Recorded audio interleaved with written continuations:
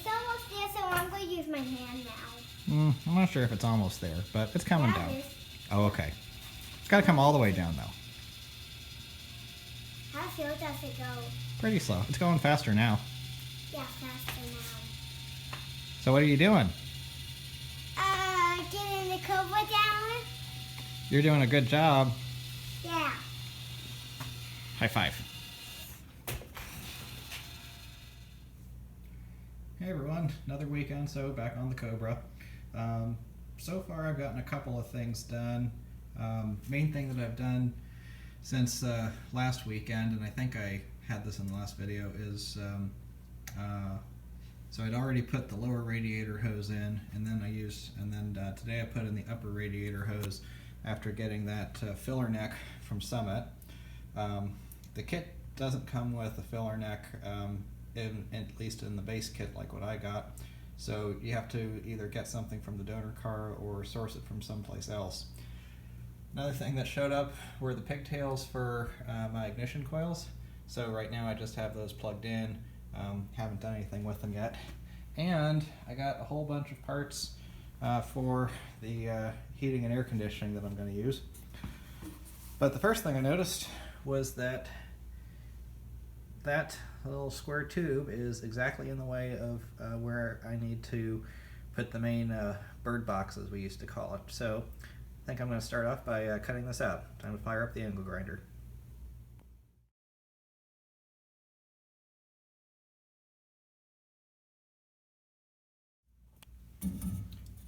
Okay, much better, at least from the purposes of the heating and air conditioning.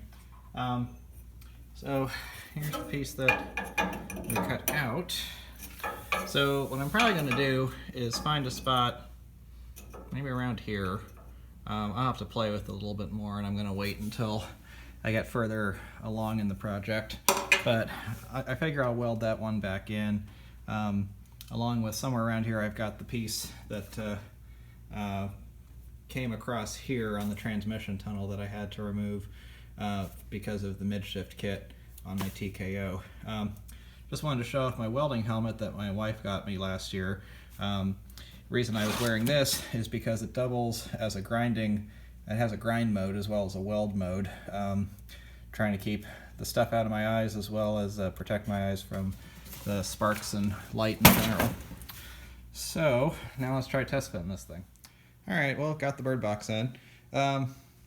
So as you can see, this is a pretty nice compact little unit. Has everything: expansion valve, heater core, air conditioning evaporator, blower motors, and then all the ducting in one.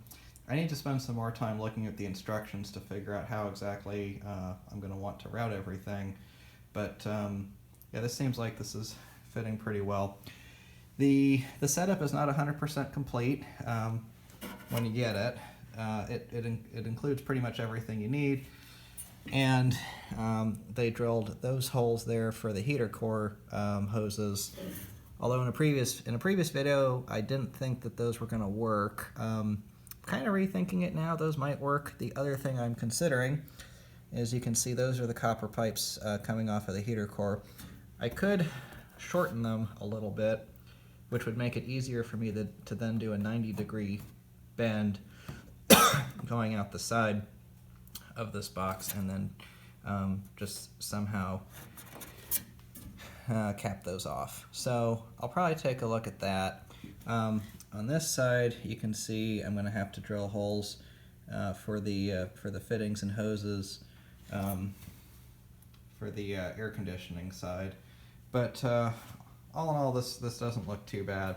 Just a bit of customizing that I'm probably going to have to do. And then the last thing I'm also going to have to do that you can't really see here is I'm going to have to drill some holes and put some hoses in for the drains, because of course the air conditioning evaporator is going to have water condensing on it. So if you don't have a drain for that, then you're just going to flood your car. There's the condenser, which I have to take a look and see how exactly I want to mount that. I put this cardboard over the radiator to protect it, but it has to mount on the radiator somewhere, and then leave mounted in such a way that the fittings can then go around the side of the radiator to meet the hoses and go towards the rest of the system. Other thing is, since I'm doing this in a very atypical manner and putting an electric air conditioning compressor pretty much right back here, I'm going to have to run a low and a high pressure line all the way from the engine bay, probably somewhere over the transmission area. I'm kind of looking and thinking that maybe along this side underneath these crossover pipes would be a good spot, and then up in there, and then I'm going to put the battery directly in front of the compressor. This does a couple of things for me. One, it helps to keep the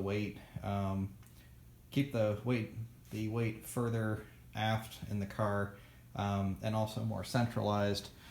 And it also helps to keep the engine bay looking a little cleaner. This is a pretty clean engine bay as it is. Well, sometimes you just have to do something a second time, even though you don't want to. And this is one of those times. So a couple of videos ago, when I was talking about the fuel system and getting stuff buttoned up there, one of the things I mentioned was that I had used rivets to attach these clamps for the fuel filter to the main rail. And I didn't like that. I said I didn't like it at the time, and the more I thought about it, the less I liked it. And so I decided that I was going to remove the rivets, and what I did instead, and I'm a whole lot happier with this solution, honestly I'm not sure why I didn't think of this before, is I just drilled and tapped the frame here, and I've got these little Allen head screws in, and by doing it this way, I've got a couple of advantages. Biggest one is that I can actually get this thing out. So if you take a look here, this is probably not the ideal tool to use for it, but if you picture this floor being here and me only being able to get at this from underneath the car, this tool will still do it. So I can actually unbolt these clamps and get this off without it being a pain. And by doing this now, I'm actually able to do it. If I had left the rivets in place and then, 1 year, 5 year, 10 years down the line, had some reason why I had to take them off, I'm not quite sure. I would have figured something out, but it would not have been easy to put them back on. So yeah, just a simple little thing to do. I do have to go through with some silicone and plug up these two holes, and I had another hole in the frame as well. Want to plug those up to keep water and stuff from getting inside the frame and resting it from the inside, although I haven't heard of any people having issues with that, so if it did happen, it'd probably take a long time. But yep, sometimes you just got to do something over.